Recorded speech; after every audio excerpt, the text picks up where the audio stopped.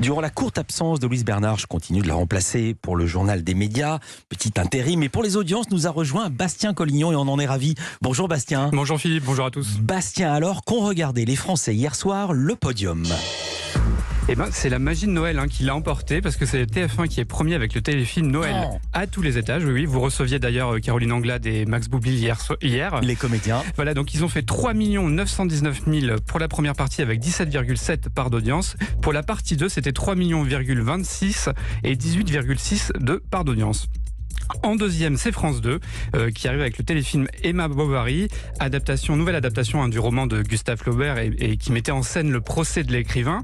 2,22 millions téléspectateurs, 10,7 de part d'audience. Et enfin, troisième, petit score, mais quand même troisième pour La La Land, le film de Damien Chazelle, diffusé hier soir sur M6 avec Emma Stone et Ryan Gosling. 1 910 000 téléspectateurs et 10% de part d'audience. Merci beaucoup Bastien et à demain et on embrasse Louise Bernard. Merci. Le journal des médias maintenant qui débute avec Valérie Pécresse qui a saisi le CSA. J'explique, la candidate Les Républicains pour la présidence de la République devait participer à une émission de télévision demain soir sur la chaîne BFM TV, la chaîne d'info. Sauf qu'hier est tombée l'annonce d'une émission exceptionnelle diffusée à la même heure sur TF1 et LCI avec pour invité le président de la République Emmanuel Macron. Cette émission intitulée Où va la France sera en fait un grand entretien réalisé par les journalistes Audrey Crespo-Mara et Darius Rochebin. Et cette programmation n'a pas du tout plu à Valérie Pécresse. Elle s'en est émue hier alors qu'elle était en déplacement aux côtés de Xavier Bertrand. On l'écoute.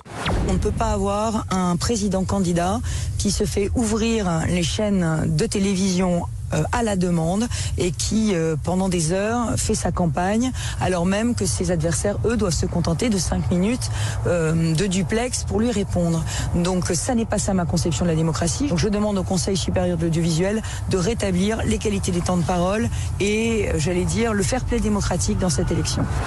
Où va la France, une émission qui a déjà beaucoup fait parler d'elle, puisqu'on sait également qu'elle a été enregistrée dimanche dernier, soit 4 jours avant sa diffusion. Autre info, Audrey Crespo-Mara et Darius Rochebin seront les invités demain de Culture Média. C'est une une très attendue chaque année aux États-Unis et dans le monde, celle du Times qui élit l'homme ou la femme de l'année. Et le magazine américain a dévoilé hier le visage de l'élu sur les réseaux sociaux. Il s'agit du milliardaire Elon Musk, 50 ans. Vous le connaissez, c'est le fondateur des voitures électriques Tesla. Il a beaucoup fait parler de lui cette année pour son projet spatial SpaceX, en réussissant à envoyer aux frontières de l'espace un équipage entièrement composé de civils.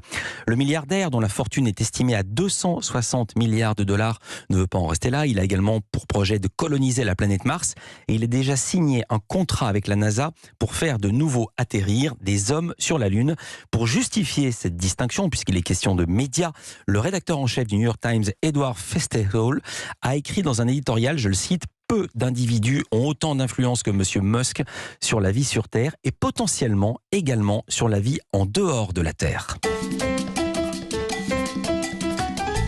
On reste aux États-Unis et peut-être reconnaissez-vous le générique de la série Sex and the City. La suite de la série intitulée And Just Like That était très attendue. Les 2 premiers épisodes sont disponibles depuis le 9 décembre aux États-Unis sur la plateforme HBO Max et en France sur Salto. Un retour qui a fait le bonheur des fans, mais également le malheur d'une entreprise, une entreprise de vélos d'appartements de luxe, la marque Peloton, ou Peloton si on prononce à l'américaine. J'explique, dès le premier épisode, il y a l'un des personnages principaux qui meurt d'une attaque cardiaque après une grosse séance d'exercice sur son vélo d'appartement et la marque Peloton étant très visible sur les images. Résultat, une chute de plus de 10% pour l'action de Peloton à l'ouverture du marché Wall Street vendredi dernier, ce qui l'a conduit à son niveau le plus bas depuis mai 2020.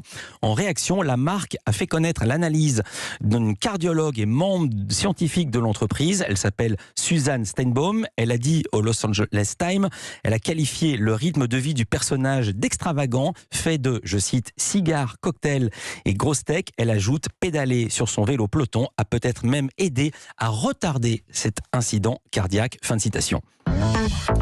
On reste dans la fiction, mais cette fois-ci on rentre en France avec l'annonce hier de l'adaptation de l'affaire Daval pour TF1 dans un unitaire. Ce téléfilm intitulé Le Mystère Daval, produit par Elephant Story, a débuté son tournage hier dans la région lyonnaise. Au casting, les acteurs de Demain nous appartient, Liam Batty et Maud Baker dans les rôles de Jonathan et Alexia Daval. Michel Bernier et Jérôme Anger interpréteront les parents d'Alexia, et donc TF1 mise une nouvelle fois sur le fait divers après les audiences en demi-teinte d'une affaire française, série qui retraçait l'affaire Grégory.